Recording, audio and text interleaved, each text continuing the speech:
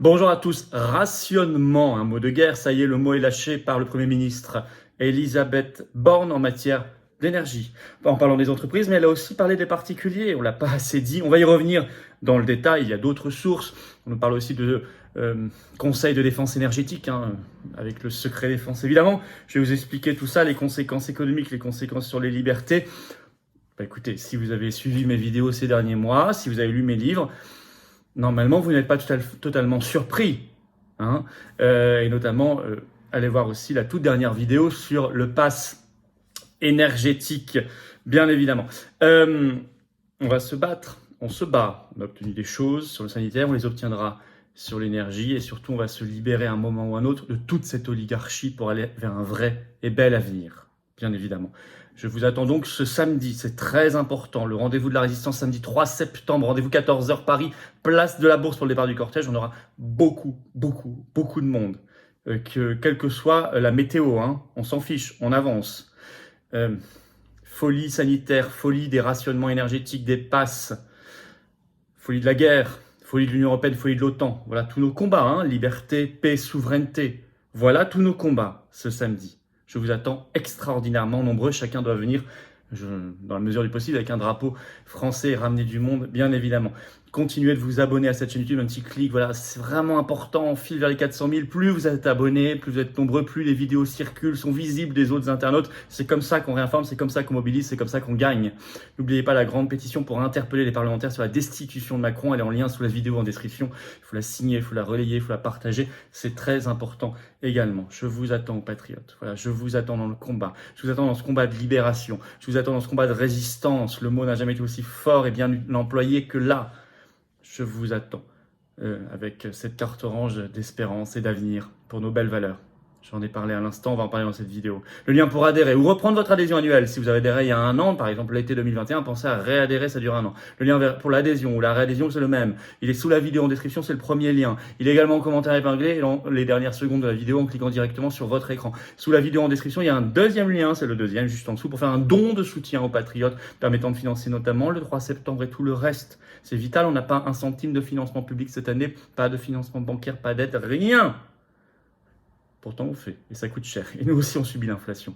Et tous les dons supérieurs à 500 €, nouveaux avantages, allez voir sur le site. Dans tous les cas, c'est défiscalisé aux 2/3 pour vous, également pour les adhésions et les réadhésions. Alors bravo aux donateurs et aux réadhérents. Bienvenue aux nouveaux patriotes résistants. Alors, eh bien écoutez, Elisabeth Borne, le Premier ministre, a craché le morceau en parlant de rationnement, qui est un mot de guerre d'ailleurs, mais nous ici on en parle depuis longtemps, nous savons ce qu'ils veulent faire, ce qu'ils envisagent en tout cas de faire. Alors c'était ce 29 août devant le MEDEF, grand patronat, l'ouverture de leur université d'été plus exactement. Il y avait deux invités vedettes, elle et Zelensky, ça donne le ton. Elle a fait cette annonce choc, il faut bien dire le mot. Je la cite, je cite Elisabeth Borne, « L'heure n'est plus aux demi-mesures. Nous devons agir plus vite et plus fort. » Nous avions mot pour mot les mêmes phrases du temps du Covid, mot pour mot. Bon. Elle ajoute, si nous devions en arriver au rationnement, les entreprises seraient les premières touchées, mais pas les seules touchées, les premières touchées. Elle a évoqué dans ce cadre l'idée de créer, je cite, un marché d'échange des droits à consommer. Si vous allez voir ma toute dernière vidéo sur la carte carbone, le pass énergétique, c'est exactement sur ça que ça fonctionne, mais c'est aussi pour les particuliers. Vous achetez des droits à consommer, des points de vie, comme je disais, des points de vie. Donc plus vous êtes riche, plus vous avez de liberté. Vous achetez votre liberté en fait. Alors, elle demande par ailleurs à nommer, je cite, un ambassadeur de la sobriété dans chaque entreprise. En septembre, toutes les entreprises de France devront établir un plan de sobriété et le bilan de tout cela sera fait début octobre. Et c'est début octobre qu'on saura s'il y a rationnement, passe, le marché des points de vie, etc., etc. Vous voyez le calendrier. Mais les particuliers ne sont pas en reste, en fait, dans le discours d'Elisabeth Borne. Je la cite, elle a dit qu'ils devront participer compte tenu de ses moyens, dit-elle. Tout le monde doit être responsable, ajoute-t-elle. Elle fait un appel à la mobilisation générale, je cite. Donc cette idée de rationnement qui vient du champ lexical, de vocabulaire de la guerre, avance, comme on l'avait dit, comme prévu. Bon, il n'y a pas que le Premier ministre Borne qui en a parlé, il y a également un ministre, Roland Lescure, ministre délégué chargé de l'industrie, ce qui était ce 29 août, lui, sur BFM TV, et qui déclare, je cite, « En septembre et début octobre, nous allons mettre en place des instruments qui permettent de réduire la consommation de manière un peu plus contraignante dans le cas où l'on devrait y arriver. » Je vais vous citer exactement ce qu'il annonce, c'est assez précis. Je cite, on regarde si on peut s'inspirer de dispositifs qui existent déjà, avec notamment ce qu'on appelle les ETS, c'est-à-dire les droits d'émettre du CO2, qu'on pourrait appliquer aux industriels qui ont l'habitude d'utiliser ces instruments pour limiter la consommation de gaz. Concrètement, le gouvernement, toujours écrit BFM TV, pourrait reprendre le système d'échange des quotas d'émissions de CO2 qui sont plafonnés à un niveau fixé par l'Union européenne, toujours dans les mauvais coups. Les quotas sont alloués gratuitement aux principaux émetteurs industriels de CO2 en fonction de leurs émissions passées, mais ceux-ci peuvent ensuite les échanger sur le marché secondaire selon leurs besoins. Ainsi, les entreprises pourraient avoir un droit à consommer du gaz et celles qui ont utilisé moins d'énergie que prévu pourraient revendre ces droits non utilisés à d'autres qui ont besoin de davantage d'énergie que ce qui leur est alloué. Bref. Et pareil pour les particuliers, ça s'appelle la carte carbone, le pass énergétique. On doit citer ce 30 août, tout récemment, sur France Info, le nouveau porte-parole du gouvernement, Olivier Véran, qui déclare qu'au sujet des coupures d'électricité, maintenant, dans ce cas, je le cite, Olivier Véran, « Tout est possible cet hiver, toutes les options sont sur la table. » C'est clair. Alors évidemment, ça aurait des conséquences, puisque les entreprises sont les premières touchées, catastrophiques sur l'économie et l'emploi. Je vous donne déjà des exemples qui ont déjà lieu. Prise par exemple du Brussels Times, un article qui date du 27 août 2022. Je cite, « Plusieurs entreprises en Belgique ont été contraintes de fermer leurs sites de production en raison des prix élevés de l'énergie, ce qui signifie que des milliers d'employés sont actuellement temporairement sans emploi. » Il cite notamment, je cite, le producteur d'acier inoxydable Aperam, qui a 1250 employés, qui ferme son usine de production à Genk, tandis que le producteur d'engrais Yara et le groupe de revêtement de sol Beaulieu mettent également fin à leurs activités, rapporte le journal flamand des Standaard. Bon. Donc on imagine l'impact d'un rationnement additionné à ces prix très élevés de l'énergie, parce que ça n'irait pas compte, ça irait en même temps pour ces entreprises et donc pour l'emploi. Parce que là on a déjà, rien que dans un pays comme la Belgique, des milliers de personnes qui se retrouvent au chômage. Alors, les particuliers, eux, ont bien, je l'ai dit, été mentionnés par Elisabeth Borne dans son discours, ce qui d'ailleurs contredit la promesse faite le 20 juillet dernier sur France Info par Olivier Véran, qui avait dit il n'y a pas de plan caché, pas de contrainte cachée. Bon, il y en a déjà annoncé, donc tout ça était évidemment un mensonge, mais n'oubliez pas que quand Véran dément, Véran ment. C'est un vieux proverbe qui marche à tous les coups.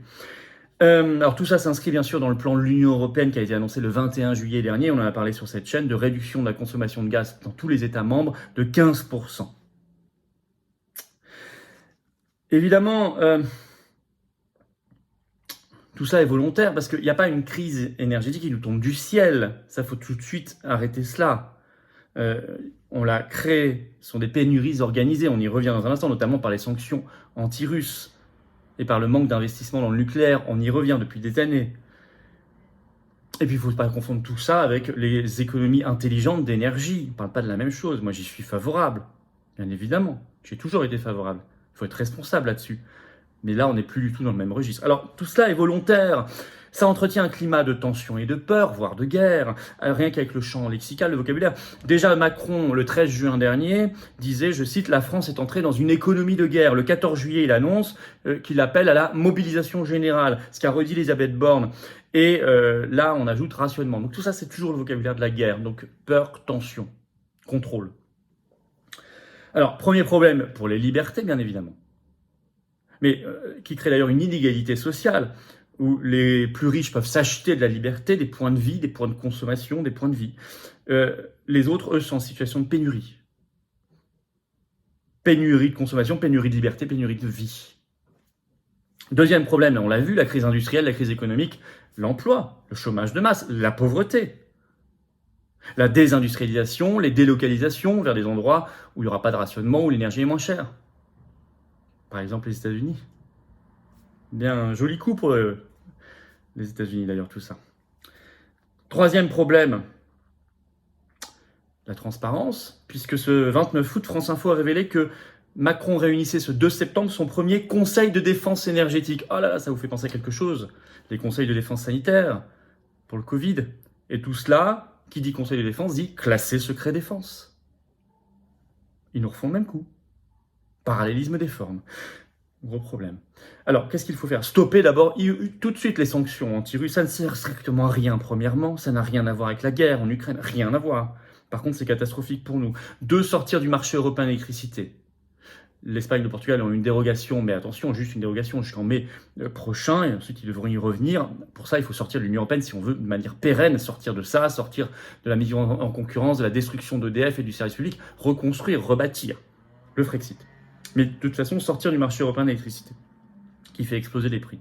Ensuite, stop au sous-investissement dans le nucléaire, puisque actuellement, plus de 50% des réacteurs nucléaires français sont à l'arrêt, et pour une bonne part, par manque d'investissement, depuis des années et des années. On doit faire l'inverse. On doit se battre en tout cas. Ce samedi 3 septembre, 14h, Paris, place de la Bourse. Départ. C'est symbolique, hein. Rendez-vous de la résistance. Venez de toute la France, il y a un lien Facebook pour le covoiturage pour s'organiser, en lien sous la vidéo en description. Vous pouvez contacter aussi vos excellents référents départementaux pour venir de partout, bien évidemment.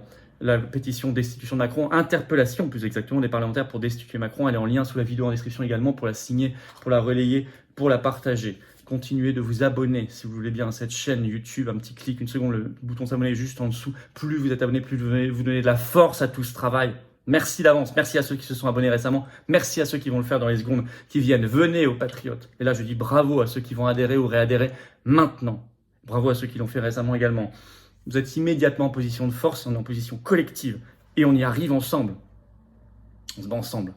On se bat pas éparpillé, voire on désespère pas seul dans son coin. On se bat ensemble et on reprend courage et espoir et on va gagner pour nous et les générations qui viennent. Le lien pour adhérer ou reprendre votre adhésion annuelle. Pensez à réadhérer si vous avez adhéré il y a un an. Le lien est sous la vidéo en description, également en commentaire épinglé dans quelques secondes en cliquant directement sur votre écran. Sous la vidéo en description, un deuxième lien pour faire un don de soutien aux patriotes vital, permet de financer tout ce qu'on fait, c'est défiscalisé pour vous aux 2/3, comme l'adhésion, comme la réadhésion. Sinon on peut pas faire. On n'a pas de financement public cette année, on n'a pas de financement bancaire. Bravo aux réadhérents et aux donateurs en tout cas, et bienvenue aux nouveaux résistants, nouveaux adhérents patriotes, et vive la France!